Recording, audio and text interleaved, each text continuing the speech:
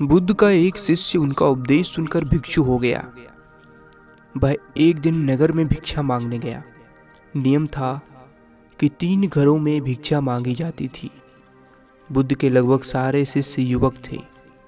ये भिक्षु युवक भी शरीर से गठीला और सुंदर था। एक तो वह यौवन के रंग में रंगा हुआ था, अर्थात तन में आकर्षण था।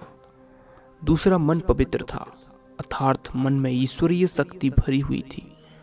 जिसका तन और मन दोनों सुंदर है, वह परमात्मा के निकट है। वह भिक्षु एक घर के सामने भिक्षा मांगने के लिए रुका। वह मकान बांसबदंता नाम की एक वेश्या का था।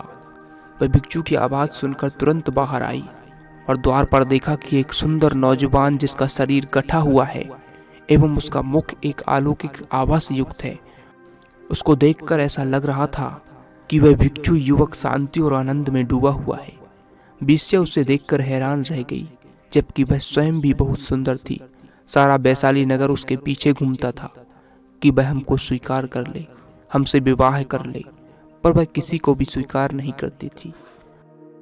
उस बलिष्ठ और सुंदर नौजवान भिक्षु को देखते ही बांसबदंता उसे अपना दिल दे बैठी। उसने भिक्षु से कहा, घर के भीतर आओ, तनिक बैठो। भिक्षु ने इनकार कर दिया। देवी, मैं अभी नहीं आ सकता हूँ।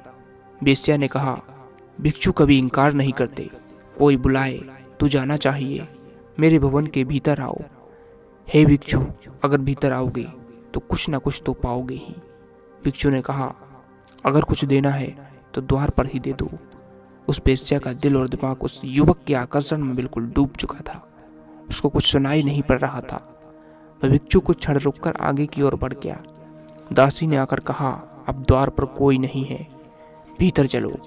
बांसबदंता की तंद्रा टूट गई। वह बहुत दुखी और पीड़ित हुई। जब स्त्री के पड़े निवेदन को कोई पुरुष ठुकरा देता है तो उसकी हालत बड़ी खराब हो जाती है। बांसबदंता ने अपने जीवन में एक ही बार एक ही पुरुष के प्रति लगाव रखा था। उसने भी इनकार कर दिया। दिल टूट गया। उसने नृत्य बंद कर दिया, गाना गाना बंद कर दिया। जो दिन भर मुस्कुराती थी और लोगों का मनोरंजन करती थी, वही सुंदरी बांसबदंता बिल्कुल मौन हो गई थी। भवन के द्वार सबके लिए बंद हो गए। वह किसी से भी नहीं मिलती। कई धनवान लोगों के निमंत्रण आते, आओ हमारे उत्सव में खुशियां बिखेर दो, किंतु वह इनकार कर देती। एकांत को उसने अपने जीवन का साथी बना लिया। दासी अच्छा अच्छा भोजन बनाती थी, पर उसकी भूख और प्यास को वह भिक्षु मानो सदा के लिए ले गया हो। बांसबदंता को रात दिन वह भिक्षु याद आता था। वह बहुत कमजोर हो गई और बीमार रहने लगी। कहते हैं कि चिंता चिता से बड़ी होती है। चिता एक बार जलती है और चिंता सदैव जलाती रहती है। वह कहीं आती जाती नहीं थी। एक ही स्थान पर लेटे लेटे उसके शरीर में कई जख्म हो गए। उसकी सुंदरता क्रूरता में बदल गई। अब उसे कोई देखना भी पसंद नहीं करता। बहुत समय के बाद फिर वही भिक्षु उस नगर में पुनः आया। उसे मालूम पड़ा कि बांसबदंता बहुत बीमार है, उसकी हालत बहुत खराब है।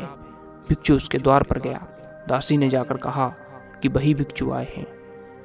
बांसबदंता ने दासी से कहा, यहाँ पर मत आने दो। जब मैं सुंदर युवती थी, बहुत खूबसूरत थी, तब मेरा निवेदन स्वीकार न किया। अब मैं बदसूरत और बीमार हो गई हूँ। अब मैं इनके सामने कैसे जाऊँ? नहीं जाऊँगी। पर भिक्षु आ गए। हे देवी, आज तुम्हें मेरी जरूरत है। उस समय तुमको मेरी जरूरत नहीं थी। उस समय तेरी सुंदरता, तेरे नाच गाने से मोहित होने वाले हजारों थे, किंतु दुख की घड़ी में सब दूर हो जाते हैं। अब तुम चिंता न कर, शर्मिंदा मत हो। मैं तेरे पास रहकर तेरी सेवा करूंगा। भिक्षु ने पवित्र भाव से उसकी सेवा की। बांसबदंता की वासना मिट गई। उसका विवेक जाग उठा। भिक्षु उसे बुद्ध के पास ले गए। उसने प्रार्थना की कि मुझे दीक्षा दो। बुद्ध से दीक्षा पाकर वह भिक्षुणी हो गई और अपना सारा जीवन पतित से पावन कर लिया।